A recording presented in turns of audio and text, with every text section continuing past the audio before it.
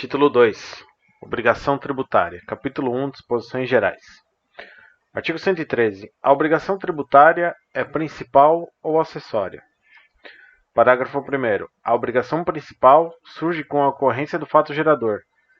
Tem por objeto o pagamento de tributo ou penalidade pecuniária e extingue-se juntamente com o crédito dela decorrente. Parágrafo 2º. A obrigação acessória decorre da legislação tributária e tem por objeto as prestações, positivas ou negativas, nela previstas no interesse da arrecadação ou da fiscalização dos tributos. Parágrafo 3º. A obrigação acessória, pelo simples fato da sua inobservância, converte-se em obrigação principal relativamente à pena pecuniária. Capítulo 2. Fato gerador. Artigo 114. Fato gerador da obrigação principal é a situação definida em lei como necessária e suficiente à sua ocorrência. Artigo 115. Fato gerador da obrigação acessória é qualquer situação que, na forma da legislação aplicável, impõe a prática ou a abstenção de ato que não configure a obrigação principal. Artigo 116. Salvo disposição de lei em contrário, considera-se ocorrido o fato gerador e existentes os seus efeitos: 1. Tratando-se de situação de fato, desde o momento em que se verifiquem as circunstâncias materiais necessárias a que produz os efeitos que normalmente lhe são próprios. 2. Tratando-se de situação jurídica, desde o momento em que esteja definitivamente constituída, nos termos do direito aplicável. Parágrafo único. A autoridade administrativa poderá desconsiderar atos ou negócios jurídicos praticados com a finalidade de dissimular a ocorrência do fato gerador do tributo ou a natureza dos elementos constitutivos da obrigação tributária, observados os procedimentos a serem estabelecidos em lei ordinária. Artigo 117. Para efeitos do inciso 2 do artigo anterior, e salvo disposição de lei em contrário, os atos ou negócios jurídicos condicionais reputam-se perfeitos e acabados: 1. Sendo suspensiva a condição desde o momento de seu implemento. 2. Sendo resolutória a condição desde o momento da prática do ato ou da celebração do negócio. Artigo 118. A definição legal do fato gerador é interpretada abstraindo-se: 1. Da validade jurídica dos atos efetivamente praticados pelos contribuintes, responsáveis ou terceiros, bem como da natureza do seu objeto ou de seus efeitos. 2. Dos efeitos dos fatos efetivamente ocorridos. Capítulo 3. Sujeito ativo. Artigo 119. Sujeito ativo da obrigação é a pessoa jurídica de direito público titular da competência para exigir o seu cumprimento. Artigo 120. Salvo disposição da lei em contrário, a pessoa jurídica de direito público que se constituir pelo desmembramento territorial de outra, subroga-se nos direitos desta, cuja legislação tributária aplicará até que entre em vigor a sua própria. Capítulo 4. Sujeito passivo. Seção 1. Disposições gerais. Artigo 121. Sujeito passivo da obrigação principal é a pessoa obrigada ao pagamento de tributo ou penalidade pecuniária. Parágrafo único. O sujeito passivo da obrigação principal diz-se: 1. Contribuinte, quando tenha relação pessoal e direta com a situação que constitua o respectivo fato gerador. 2. Responsável, quando, sem revestir a condição de contribuinte, sua obrigação decorre de disposição expressa de lei. Artigo 122. O sujeito passivo da obrigação acessória é a pessoa obrigada às prestações que constituam seu objeto. Artigo 123. Salvo disposições de lei em contrário, as convenções particulares relativas à responsabilidade pelo pagamento de tributos não podem ser opostas à fazenda pública para modificar a definição legal do sujeito passivo das obrigações tributárias correspondentes. Seção 2. Solidariedade. Artigo 124. São solidariamente obrigadas: 1. As pessoas que têm um interesse comum na situação que constitua fato gerador da obrigação principal. 2. As pessoas expressamente designadas por lei. Parágrafo único. A solidariedade referida nesse artigo não comporta benefício de ordem. Artigo 125. Salvo disposição de lei em contrário, são os seguintes os efeitos da solidariedade. 1. O pagamento efetuado por um dos obrigados aproveita aos demais. 2. A isenção ou remissão de crédito exonera todos os obrigados, salvo se outorgada pessoalmente a um deles, subsistindo nesse caso a solidariedade quanto aos demais pelo saldo. 3. A interrupção da prescrição em favor ou contra um dos obrigados favorece ou prejudica aos demais.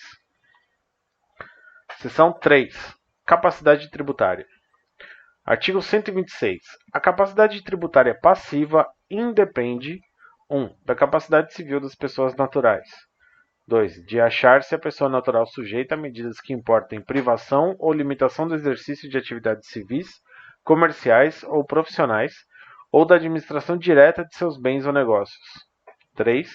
De estar a pessoa jurídica regularmente constituída, bastando que configurem uma unidade econômica ou profissional. Seção 4. Do direito domicílio tributário. Artigo 127. Na falta de eleição, pelo contribuinte ou responsável de domicílio tributário, na forma da legislação aplicável, considera-se como tal: 1. Quanto às pessoas naturais, a sua residência habitual, ou sendo esta incerta ou desconhecida o centro habitual de sua atividade. 2. Quanto às pessoas jurídicas de direito privado ou às firmas individuais, o lugar da sua sede, ou em relação aos atos ou fatos que derem origem à obrigação, ou de cada estabelecimento. 3. Quanto às pessoas jurídicas de direito público, qualquer de suas repartições no território da entidade tributante. Parágrafo 1º. Quando não couber a aplicação das regras fixadas em qualquer dos incisos deste artigo, considerar-se-á como domicílio tributário do contribuinte ou responsável o lugar da situação dos bens ou da ocorrência dos atos ou fatos que derem origem à obrigação. Parágrafo 2º. A autoridade administrativa pode recusar o domicílio eleito quando impossibilite ou dificulte a arrecadação ou fiscalização do tributo, aplicando-se então a regra do parágrafo anterior. Capítulo 5. Responsabilidade tributária, seção 1, disposição geral. Artigo 128. Sem prejuízo do disposto neste capítulo, a lei pode atribuir de modo expresso a responsabilidade pelo crédito tributário à terceira pessoa, vinculada ao fato gerador da respectiva obrigação, excluindo a responsabilidade do contribuinte ou atribuindo-a a este em caráter supletivo do cumprimento total ou parcial da referida obrigação.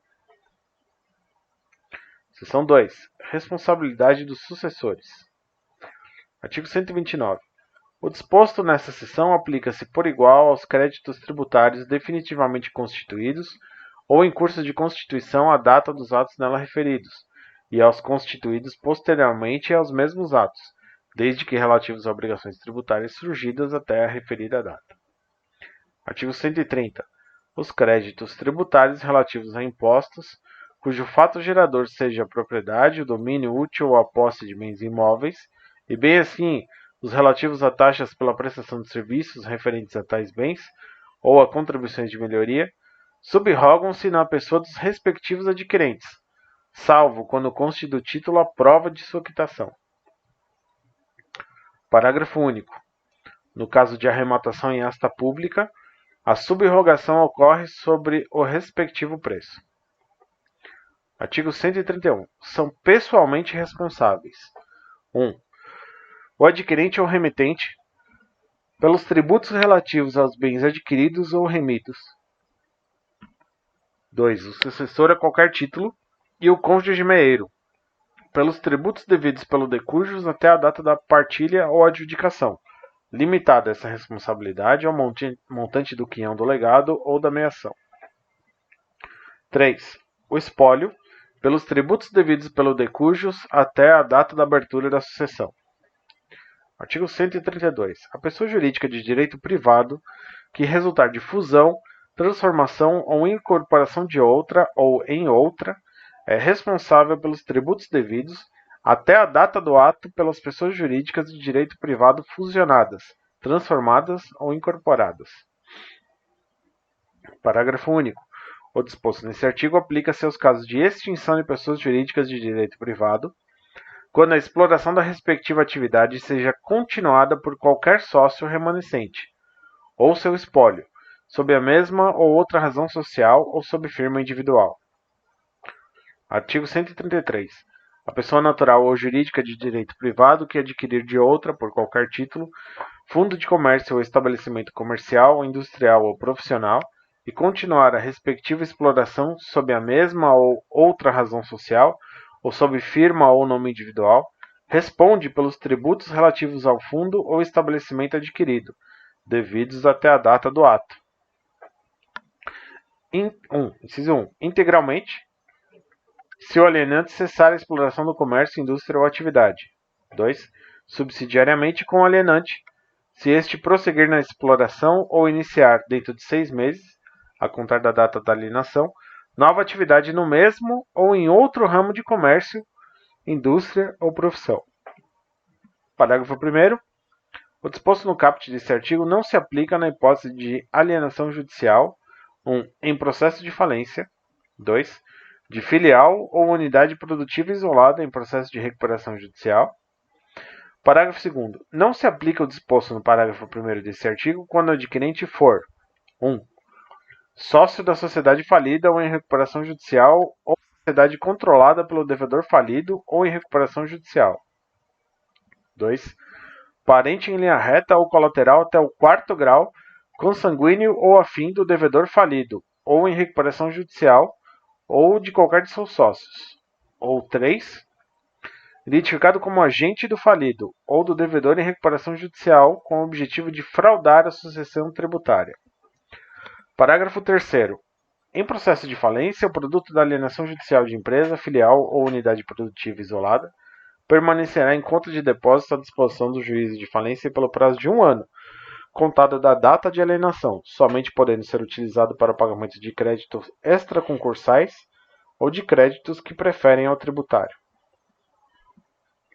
Seção 3. Responsabilidade de terceiros. Artigo 134. Nos casos de impossibilidade de exigência do cumprimento da obrigação principal pelo contribuinte, respondem solidariamente com este, nos atos em que intervierem ou pelas omissões de que forem responsáveis, 1. Os pais, pelos tributos devidos por seus filhos menores. 2. Os tutores e curadores, pelos tributos devidos pelos tutelados ou curatelados. 3.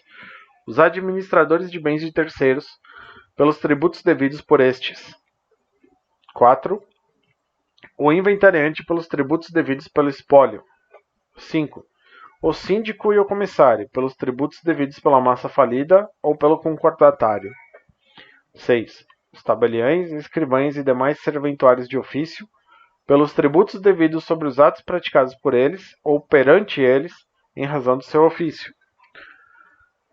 7. Os sócios no caso de liquidação da sociedade de pessoas.